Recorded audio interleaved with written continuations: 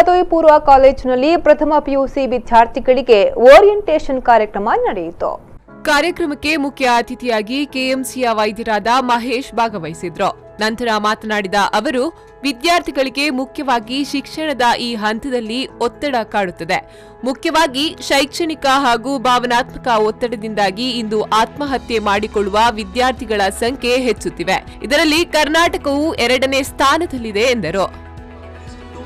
2 ವಾರಕ್ಕಿಂತ ಹೆಚ್ಚಾಗಿ ಮನಸ್ಸಿಗೆ ಬೇಜಾರಾಗಿ ದುಃಖ ಆಗಿ ಆ ದುಃಖದಿಂದ ಯಾವುದೇ ಕೆಲಸಗಳು ಮಾಡ್ಲಿಕ್ಕೆ ಆಗದೆ ಇರಬೇಕು. ಹಾಗೆ ಆದರೆ ಅದೊಂದು ಸೈನ್ ಆಫ್ ಡಿಪ್ರೆಷನ್. ಮತ್ತೆ ಡಿಪ್ರೆಷನ್ ಹಾಗೆ ಬಿಟ್ಟರೆ, ಟ್ರೀಟ್ ಮಾಡದೆ ಗುರುತಿಸದೆ ಬಿಟ್ಟರೆ ಸೂಸೈಡ್ಗೆ ಹೋಗ್ತದೆ. ಈಗ ಸೂಸೈಡ್ ರೇಟ್ಸ್ ನಮ್ಮ ಕರ್ನಾಟಕದಲ್ಲಿ ಎಲ್ಲಿದೆ ಗೊತ್ತಾ? Where we stand among top 5. First state, ಸೌತಲ್ಲಿ ಫಸ್ಟ್ ಸ್ಟೇಟ್ ಇನ್ ಸೂಸೈಡ್ ಯಾರು? Tamil Nadu. Okay, second state Karnataka, third Kerala, Telangana, ಮತ್ತೆ ಕೇರಳ, ಮತ್ತೆ ಆಂಧ್ರ ಪ್ರದೇಶ್. ಸೊ ಈ ಟಾಪ್ 5 ಅಲ್ಲಿ ನಾವು ಕರ್ನಾಟಕ ಇದ್ದೇವೆ. And lot of student suicides are being reported in the recent past, mainly because of the academic stress and the emotional stress that they ಗೋ.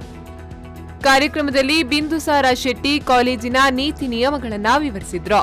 ಈ ವೇಳೆ ಕಾಲೇಜಿನ ಪ್ರಾಂಶುಪಾಲರು, ಶಿಕ್ಷಕ ವೃಂದದವರು ಮತ್ತಿತರರು ಉಪಸ್ಥಿತರಿದ್ದರು.